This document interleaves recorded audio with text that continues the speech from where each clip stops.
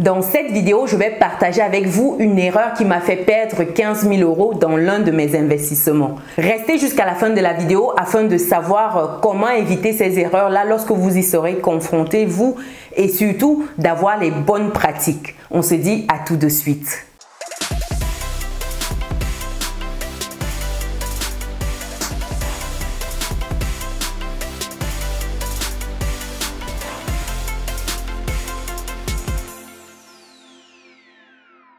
Bienvenue de nouveau sur Business et Réussite, la chaîne qui te permet de muscler ton mindset et tes finances. Si c'est quelque chose qui te parle, alors rejoins dès à présent la communauté des personnes résilientes et pense à lâcher ton pouce bleu en l'air et laisser un commentaire sous cette vidéo. Si tu me découvres pour la première fois, je suis Chimène Nana, entrepreneur, investisseur en France et en Afrique depuis quelques années et ma passion au quotidien, c'est de voir un maximum de personnes atteindre leur indépendance financière. Et c'est dans ce but que je partage régulièrement du contenu de qualité sur cette chaîne afin d'éveiller les consciences et de permettre aux uns et aux autres d'apprendre à bien gérer leurs finances, d'avoir une bonne éducation financière qui est le socle pour aller très loin dans sa vie et avoir une vie sereine. Sans plus attendre, rentrons dans le vif du sujet qui est celui de savoir quelle est l'erreur que j'ai commise qui m'a fait perdre 15 000 € comme ça. Pour cela, je vais vous raconter une petite histoire. Lorsque nous nous lancions dans l'investissement immobilier, mon époux et moi, nous étions très passionnés. Nous étions à fond. Nous étions excités à l'idée de poser des steps, d'avancer, de nous générer des revenus complémentaires grâce à l'immobilier et surtout excités à l'idée d'apporter un plus à notre communauté, de pouvoir loger des personnes car nous savions la difficulté que c'est de pouvoir trouver un logement, surtout lorsqu'on est étranger en France, ça il faut le dire, c'est très difficile. Ayant eu ces difficultés-là, lui à titre personnel et moi à titre personnel également, nous nous sommes dit ce serait notre manière à nous de faciliter l'accès au logement pour d'autres personnes, pour que ces personnes-là ne se retrouvent pas dans les galères que nous on a été. Donc c'est avec cet esprit-là que nous nous sommes lancés dans l'immobilier. Ainsi, nous avons visité dans nos débuts plusieurs biens immobiliers sur lesquels on s'est positionné pour certains et pour d'autres non. L'un des biens immobiliers sur lesquels on s'était positionné, c'est une maison qui était bien positionnée, bien située, qui avait des atouts non négligeables, un superbe charme et surtout un gros potentiel aussi locatif vu l'environnement du logement, l'environnement de la maison. Donc tout autour, on a des écoles de commerce comme l'EDEC. Le bien en question était situé à Roubaix. Pour ceux qui connaissent la région lilloise, ils connaissent Roubaix, le nouveau Roubaix, on a l'ancien Roubaix également. C'est vraiment chic, c'est agréable d'y être. Donc nous, on a jeté notre dévolu sur cette maison-là et l'erreur que nous avons commise, c'est d'avoir vraiment perdu de vue d'autres éléments dans l'analyse. Sachant que lors des formations que nous avions suivies, il faut faire un certain nombre de checks avant de se positionner sur un logement. Nous, on a fait ces checks-là, mais on n'est pas allé jusqu'au bout. Pourquoi? Parce que la maison tout de suite nous a tapé dans l'œil, comme on dit. On a vu la maison, on a vu son potentiel. Elle était vraiment dans son jus, comme on dit dans le jargon de l'immobilier. Donc pour nous, c'était waouh, cette maison, il nous la faut. Déjà, on a un frein, une règle d'or dans l'immobilier. Ne jamais acheter avec son cœur. Ne pas acheter les coups de cœur. Cette maison, pour nous, c'était un coup de cœur. Et on l'a acheté. On l'a acheté. Donc, première erreur, c'est qu'on y a mis les émotions. On a mis les organes, comme on dit souvent au Cameroun. Mettre les organes, c'est mettre ses émotions. Ne plus être pragmatique, logique, mais agir par pure émotion. Donc, dès lors que les émotions sont au rendez-vous, le jugement logique est un peu biaisé. Et pour notre cas, ça a été bien biaisé parce qu'on n'a pas fait les choses dans les règles de l'art. C'est quoi les choses dans les règles de l'art? C'est prendre le temps de bien visiter, de checker tous les points, de poser les bonnes questions. Ça, on l'a fait. Le deuxième point, par contre, qu'on a bâclé, c'est faire passer un artisan. J'insiste beaucoup lorsque j'accompagne les personnes au quotidien qui investissent dans l'immobilier ou qui souhaitent investir dans l'immobilier. Il faut faire passer un artisan pour faire une contre-visite afin de relever les points qu'on n'aurait peut-être pas vus ou alors de nous conforter dans les points qu'on a vus et surtout de faire un chiffrage qui soit adapté à la situation du logement. Ça, on ne l'a pas fait. On n'a pas fait passer cet artisan-là. Pourquoi? Parce qu'on a checké le bien. Pour nous, le bien, il était dans son jus, comme on dit, et il y avait juste quelques travaux de rénovation à faire pour que le bien reste optimal et surtout qu'il soit très rentable d'après nos calculs. Donc pour nous, ça passait crème. C'était vraiment du pain béni. On a signé, on l'a acheté ce bien. Il est dans notre parc immobilier aujourd'hui et on est plutôt fiers de l'avoir fait. Sauf que quelques temps après avoir été propriétaire, grosse désillusion un matin lorsqu'on s'est rendu compte que la toiture devait être changée. Oui. Toute la toiture du logement avait des imperfections.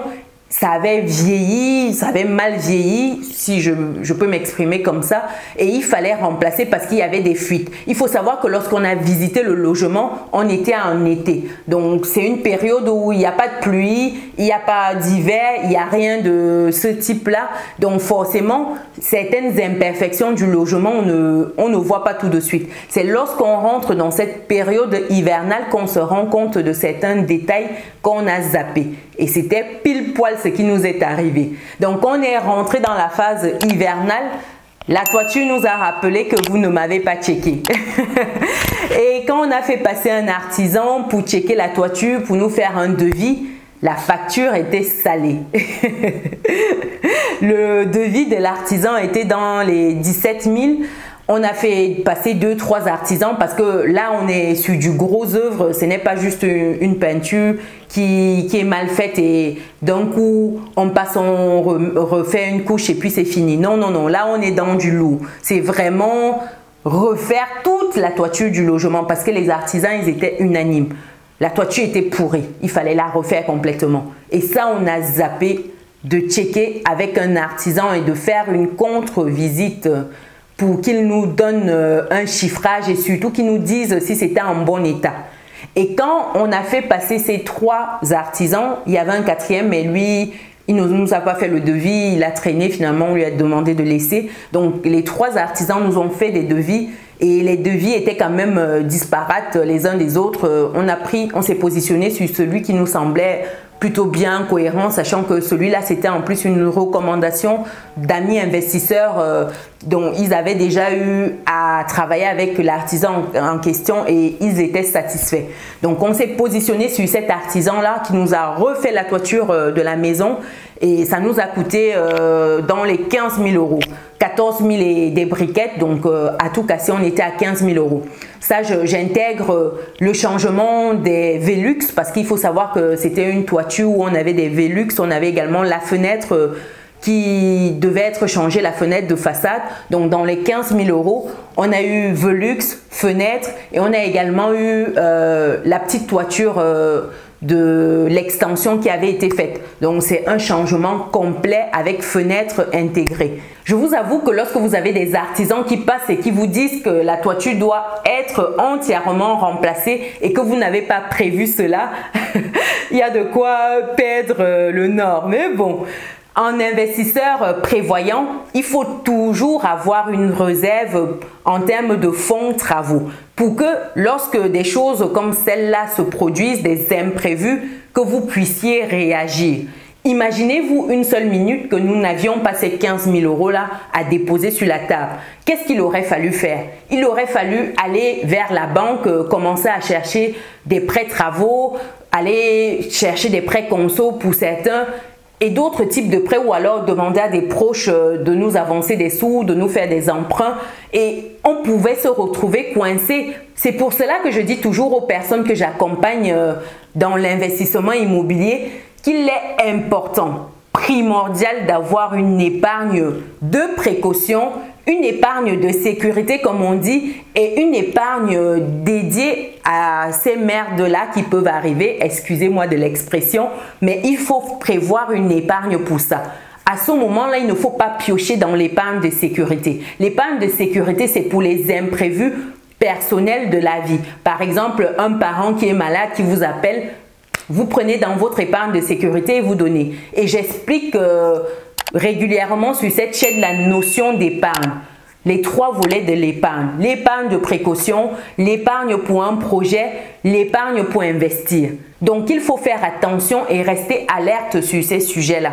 Je me tue sur cette chaîne à l'expliquer au quotidien. On ne peut pas vivre toujours en restant limite. Sinon, dans notre cas de figure, on se serait retrouvé avec un logement où on ne peut pas le louer parce que forcément, les locataires, ils seraient sur notre dos tout le temps. Et avoir des locataires dans ces conditions, ce n'est juste pas vivable avec eux, surtout lorsqu'on est en hiver. Donc, voilà la petite situation qui nous a coûté 15 000 €. Les travaux ont été faits en une semaine. En une semaine, 15 000 € sont sortis de nos comptes.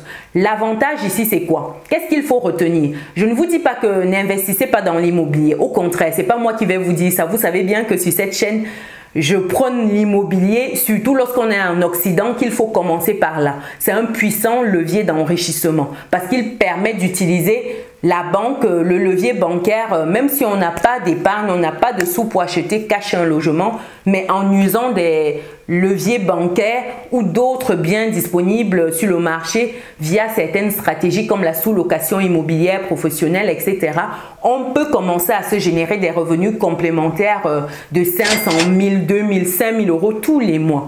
Donc, ce n'est pas moi qui vais vous dire de ne pas investir dans l'immobilier. Par contre, il faudrait prendre le temps de mettre en place certaines steps, de verrouiller certaines choses, comme l'épargne, comme je disais tantôt. Également, le gros plus ici, c'est que nous avons fait des travaux. C'est des travaux qui nous permettent de défiscaliser. Oui, c'est très important. Certes, nous avons sorti 15 000 €, mais avec ces 15 000 € là, ça nous permet de ne pas payer les impôts sur les prochaines années. Et ça, c'est magnifique. Comment vous dire que quelque part, directement, on sort 15 000 €. C'est dur, c'est one shot, il faut les avoir, mais on récupère ça sur les impôts. Donc, voilà la petite expérience qui nous a coûté 15 000 € achetée sur un coup de cœur.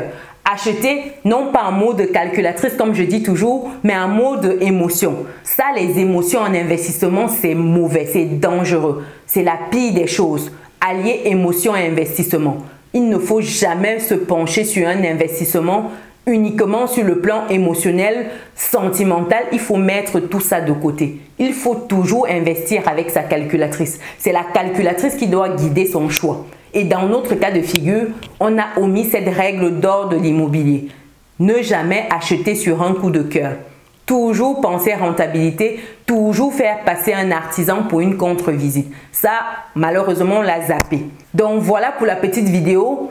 Pour toutes les personnes qui souhaitent se lancer dans l'investissement immobilier, je vous invite à me contacter via le formulaire qui est disponible dans le descriptif de la vidéo afin de bloquer votre échange gratuitement avec moi afin que l'on voit les possibilités que vous avez vous également de mettre en place ces steps-là, de mettre en place des revenus complémentaires tous les mois grâce à l'immobilier. J'espère que la petite vidéo vous a plu. Dites-moi en commentaire si vous avez déjà eu des merdes entre guillemets dans l'investissement immobilier si vous avez déjà investi dans l'immobilier. Dites-moi comment vous avez géré. Également, pensez à lâcher un petit pouce bleu en l'air si vous avez aimé.